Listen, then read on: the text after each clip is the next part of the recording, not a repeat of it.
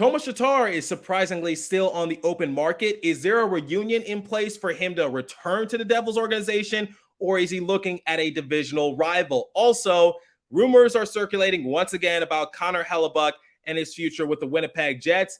One report is saying that maybe Hellebuyck can join New Jersey in 2024. And also, EA Sports, it's in the game. Well, why didn't they select Jack Hughes to be their next cover athlete? We have a lot to talk about in today's episode of Locked On Devils. Buckle up, everybody. You're Locked On Devils, your daily podcast on the New Jersey Devils, part of the Locked On Podcast Network, your team every day. Hi, this is Bryce Salvador, and you're Locked On Devils with Trey Matthews. Elliott scores! Oh, Stevens stepped up, nailed it. Brodor's got the puck. What a shot. The Devils win the Stanley Cup.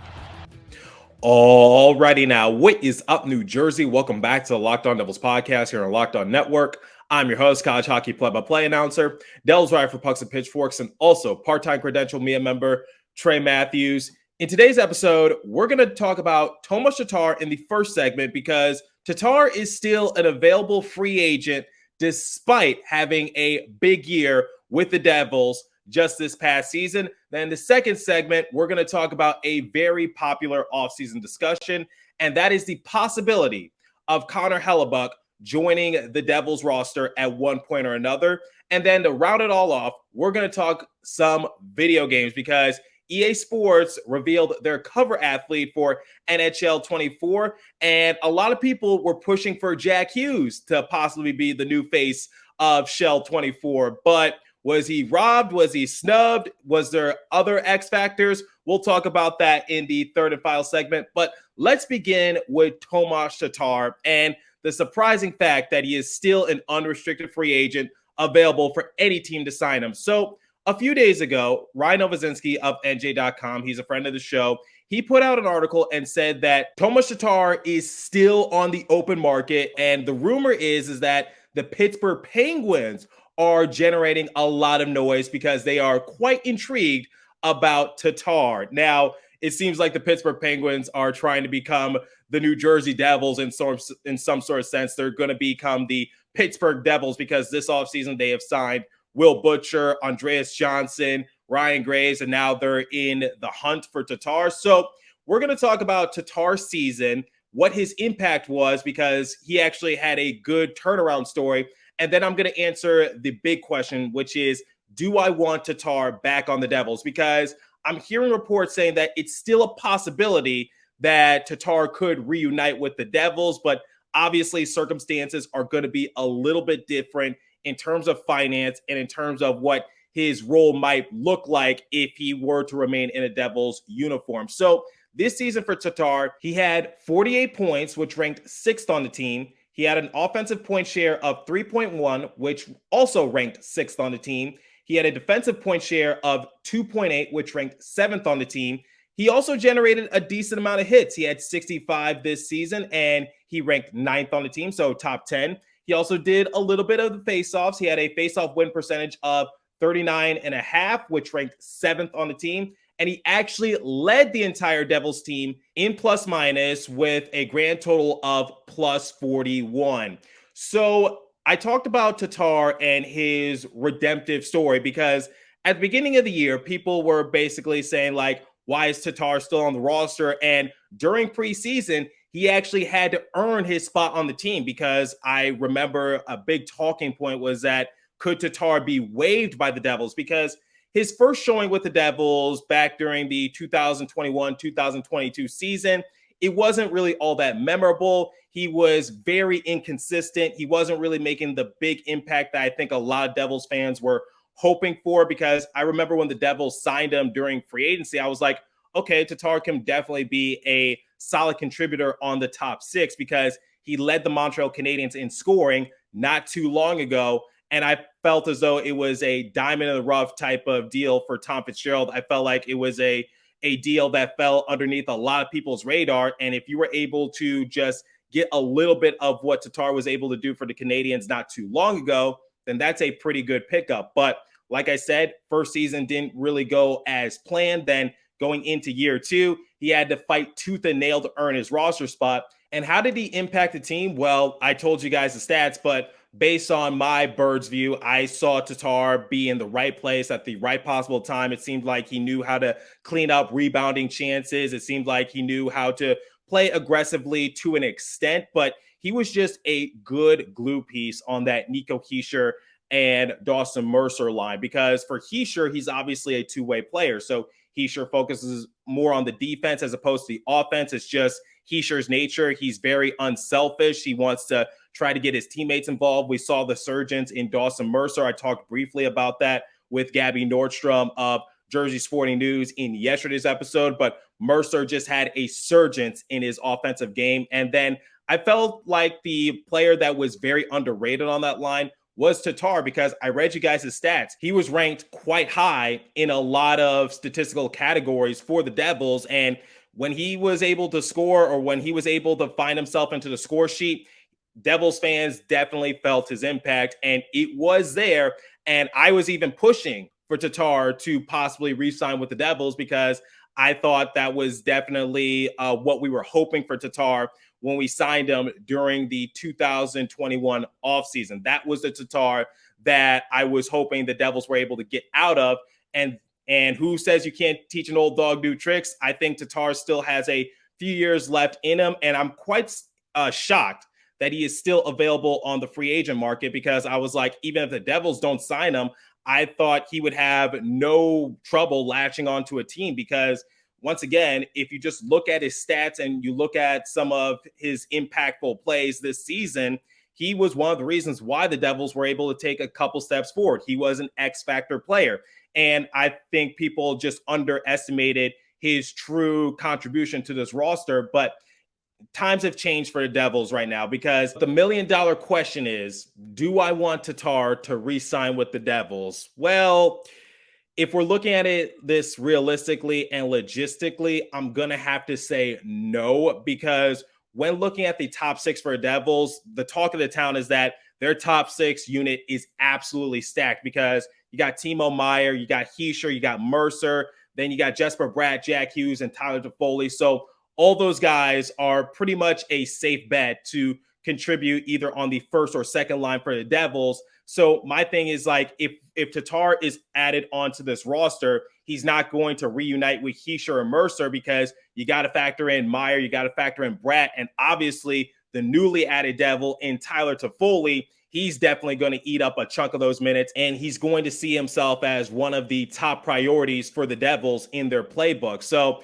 I think that will be a little unfair for Tatar if he's not able to reunite with Hischier and Mercer, because if you guys recall, during the month of January and also February, that Mercer, Hischier, and Tatar line, it was really dominant. We saw Hischier able to take his games to new heights as a two-way player. We saw Mercer go on a tremendous point streak. And Tatar, even though a lot of people didn't give him the recognition that I think he truly deserved, he was still a key component on that line. So I think setting Tatar up for failure and not reuniting him with his line mates, I don't think that's going to pan out too well. And another thing that we have to factor in is that when you look at the bottom 6, and according to Daily Faceoff, here's some players that they are projecting to play on the 3rd and 4th line. You got Andre Palat, you got Eric Haula.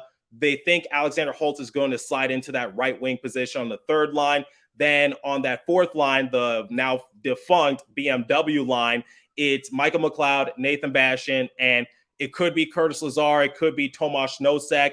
That's going to be a bit of a coin flip. But when looking at this roster of forwards for the Devils, I don't think there's any room for Tatar to slide in and comfortably fit, because when looking at this roster, there's really only one available starting position, because Alexander Holtz is going to have to go out and earn his playing time with the Devils. Because if you guys recall, Ryan Novozinski reported this a few weeks ago. He said during exit interviews, people of the front office of both the Utica Comets and the Devils organization had a serious sit-down discussion with him and said, you need to step up your game. Otherwise, you're going to see yourself scratch, or possibly Holtz could see his name brought up in the trade market once again. And then you got someone like Tom Fitzgerald telling us media personnel that he wants to see people like Nolan Foote be given a more consistent chance to start in some games this season for the Devils. So the thing is like for Tatar, if he was on this roster, I think that takes away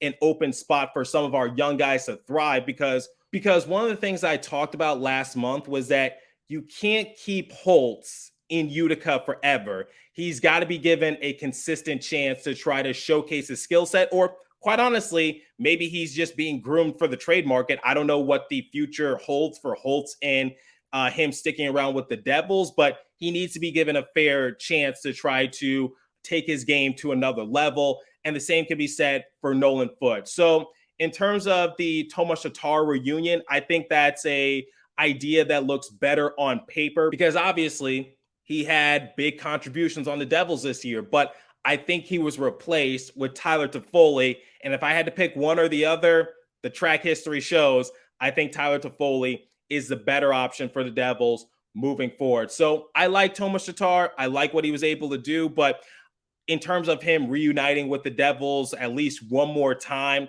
I just think that looks better on paper. I think that will put him into an uncomfortable position. I don't want to set him up for failure. And I think if he was on this roster, it just takes away a roster spot from someone like Alexander Holtz or Nolan Foote because the Devils have a lot of talent in their prospect pipeline that need to be given a chance to showcase their skill set. So I think Tatar and possibly returning to the Devils, I think it's a little out the question. But once again, I am surprised that he is still available on the open market. I think teams should be jumping out for him because once again, he has a few more good years left in him. Now, we're going to talk about Connor Hellebuyck and the possibility of him joining the Devils either this year or next year. But before we continue, let me tell you guys about FanDuel because football season is about to kick off and FanDuel is giving you the chance to win all season long because right now, when you bet on Super Bowl winner, you could get bonus bets every time they win in the regular season. Just pick any team to win the Super Bowl and you'll get bonus bets for every victory. You could use your bonus bets on spreads, player props, over and unders, and more. So visit FanDuel.com/lockedon and start earning bonus bets with America's #1 sportsbook. That's FanDuel.com/lockedon. Take time to visit FanDuel and include money lines, props, etc. around your team.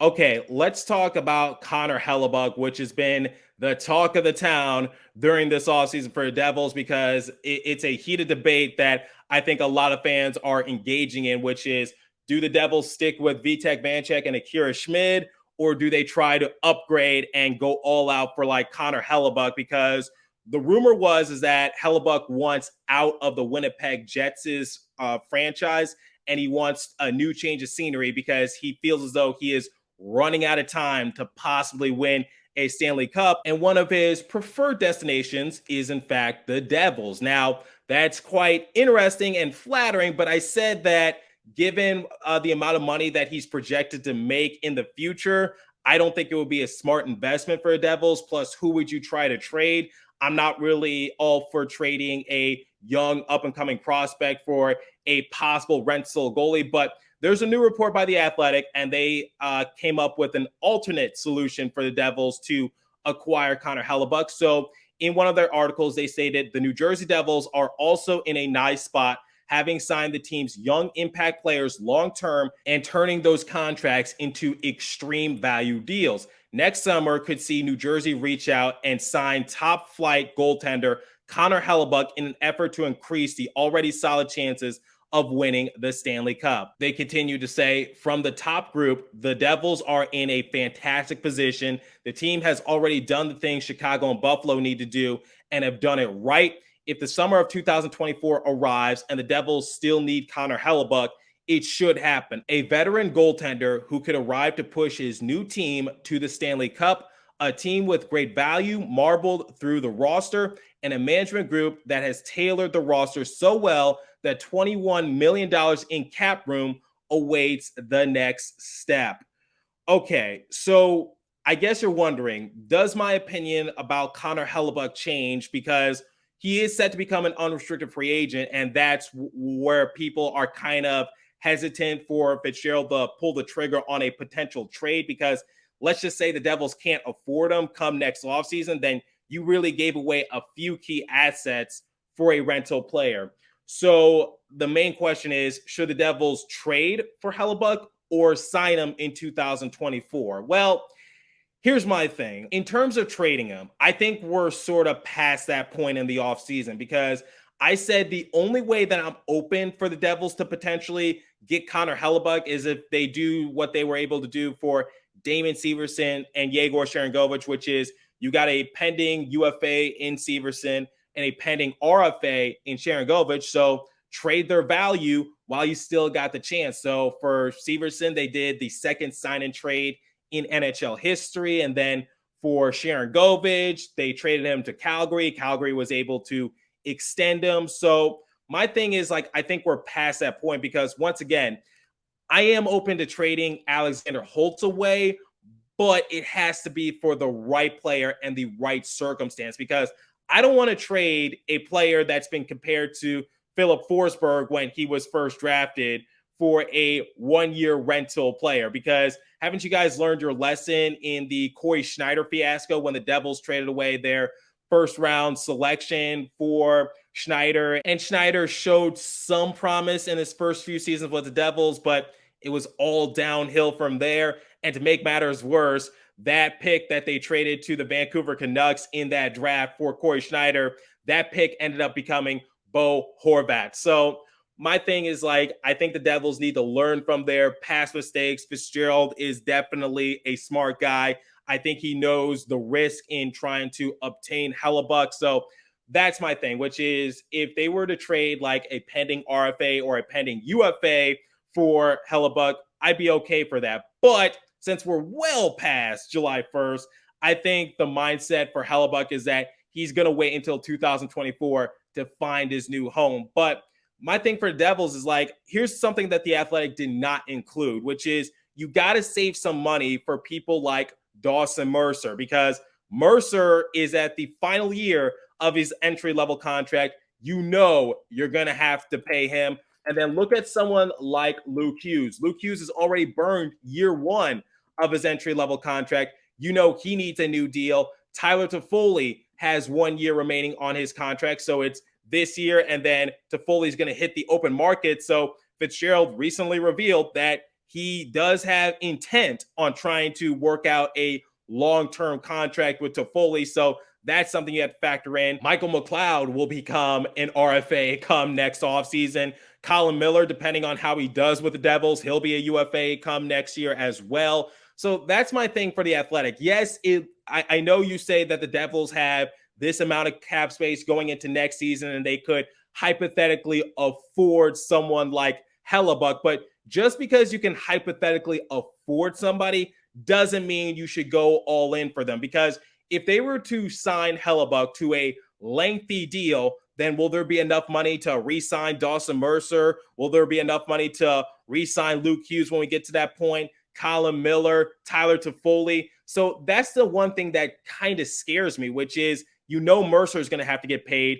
If Hughes projects into the player that everyone is hyping him up to be, then he is definitely going to ask for a big bump in his salary. Then once again, for Miller, it's just like, it depends on what he does this season. If he's able to play that Damon Severson type role, then I think Miller is going to ask for a decent contract. Obviously nothing egregious, but still, that's something you have to take into consideration. And then for McLeod, he literally said during his media availability when he signed his new deal that the point of him going to UFA and signing that 1 year deal extension with the Devils is for them to work out a new contract come next offseason.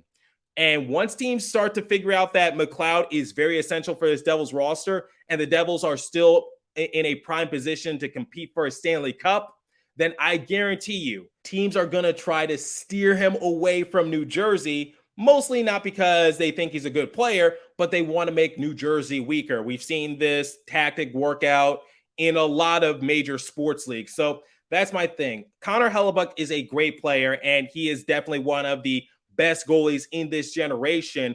But just because someone is available doesn't mean the Devils should pursue him. You got to be smart about this, and I have no doubt in the back of my mind that Fitzgerald is a very smart general manager. So has my mindset changed in terms of pursuing Hellebuyck? No, quite honestly. I think the Devils should run it back with Vanacek and Schmidt. And if that tandem does not work out this regular season or during the playoffs, then you can take some other things into consideration. But I just don't think Hellebuyck is that answer, given his projected asking price come next offseason. He definitely has the ball in his court. So that's where I worry about Hellebuyck and the possibility of him calling New Jersey his new home. Okay, so to close out today's show, let's talk video games. So EA Sports recently revealed their cover athlete for NHL 24, and it's going to be Cale Makar. So Makar won the Norris Trophy not too long ago. He is a Stanley Cup champion. He won the Conn Smythe Award during that same championship season as a part of the Colorado Avalanche. So I'd say that was definitely a good pick for EA Sports, but I was hoping that they would select Jack Hughes, and it's something that I talked about with Gabby Nordstrom in yesterday's episode, which was a lot of people were pushing for Hughes on Twitter. So a lot of people were saying that Hughes was robbed. So I'm here to answer the question. Was Jack Hughes robbed of potentially becoming the cover athlete for NHL 24? Now, when looking back at some of the selections, let's go back to last year. It was Trevor Zegras and Sarah Nurse for NHL 23. I like the idea. I like the concept, but I think for the casual sports fan, it doesn't scream NHL video game. It screams more of a poster that you might get at a bookstore. So that's my personal opinion on it. I love the palm trees as an NHL fan. I think it was definitely cool and unique, but I get it for the average sports fan. It just doesn't scream NHL video game. Then the year before, it was Austin Matthews, him walking in the Maple Leaf Tunnel. And then the year before, it was Alexander Ovechkin. Then it was Austin Matthews again for NHL 20. Then go back to NHL 19. It's PK Subban before he joined the Devils. So when looking back at some of these selections, obviously you want someone who's a little marketable. You want someone who's successful. So for Trevor Zegras and PK Subban, well, at the time of Subban's career where it was at a certain point, Subban was very marketable. He was sort of on the downhill spiral of his career, but he was still very marketable. And then for Trevor Zegras,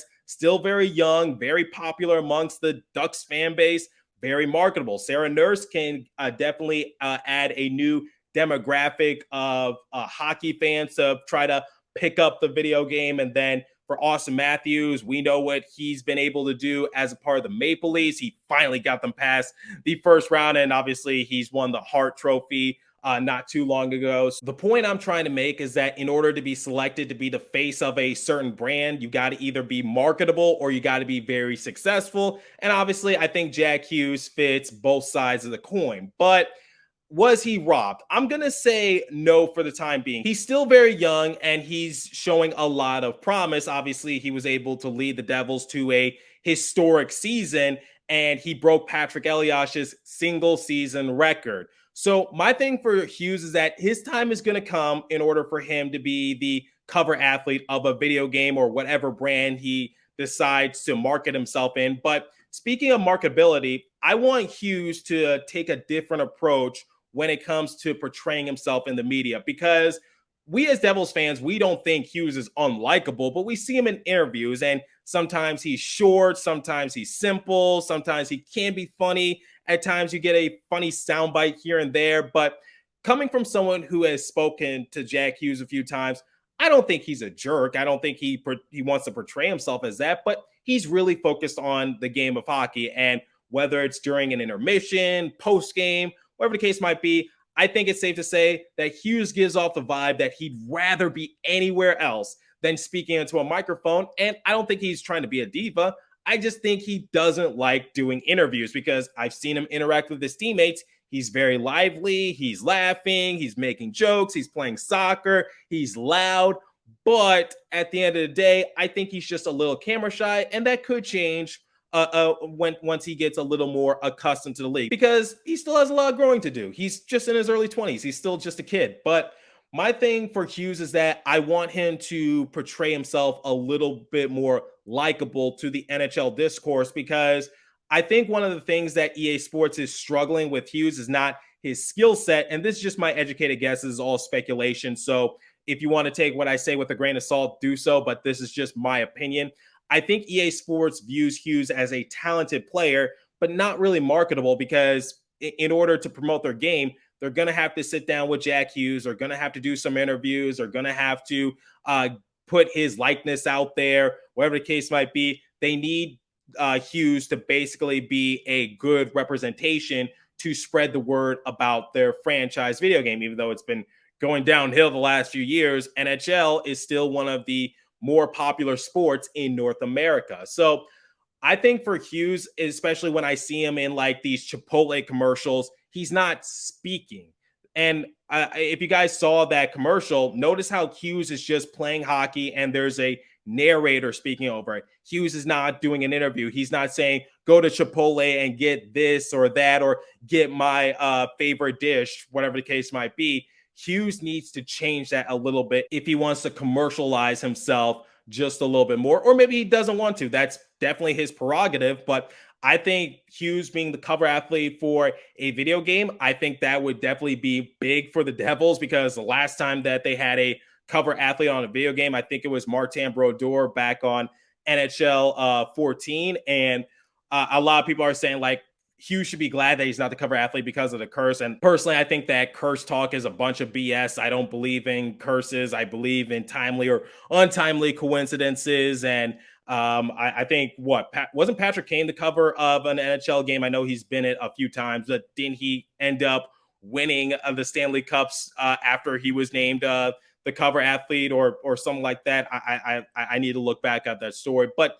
still, I don't think there's any curse. And I really do believe that Hughes can one day be a cover athlete for EA Sports. But the one thing I want him to do just a little bit more is just be a little bit more lively in interviews, be a little bit more marketable, because once again, you don't have to be the best player in order to be the cover athlete of a video game, because I think a more recent example is PK Subban. He was a cover athlete for NHL 19, and I think he is the lowest rated cover athlete up to date, because I think he was rated an 88 overall when NHL 19 came around. And then we all know that his career trajectory sort of went downhill from there. But was Jack Hughes robbed? No, it's just not his time yet, but he will get adjusted to the media limelight, in my opinion, once he gets a few more years in the league. And that's my thing, which is just make himself a little bit more marketable if he wants to be commercialized just a tad bit more. And also, let's talk about the graphics for NHL 24, because they have definitely taken some improvements. So one of the complaints that EA Sports has is that you have like systems like the PlayStation 5 and also Xbox Next Gen. So why don't you jump on the opportunity to basically take your graphics to the next level, because they have stayed somewhat stagnant. But they released an image of Cale Makar in video game 4 for this upcoming video game. It looks really good. I love the lighting. I love the details. So hopefully that's a sign of promising things to come. But we'll talk more about Shell 24 when more screenshots are released, and maybe when the full ratings are released for the Devils. I'll do a reaction episode and talk about whether or not I agree with the ratings or if they should be higher or lower. But that's all the time I have for you guys for today's episode. Thanks for listening. So do you want Tomas Tatar back? Do you want Connor Hellebuyck in 2024? And do you think Jack Hughes was robbed of being the next athlete to represent EA Sports? Let me know what you guys think. If you're watching on YouTube, leave a comment down below, or hit me up on my personal Twitter page at TreyMatt4, or the show's Twitter page at Locked On Devils. Once again, all time I have for you, so continue to stay safe. Have a wonderful day, New Jersey. Go Devils. I'll catch you guys in the next episode. Thanks for listening once again.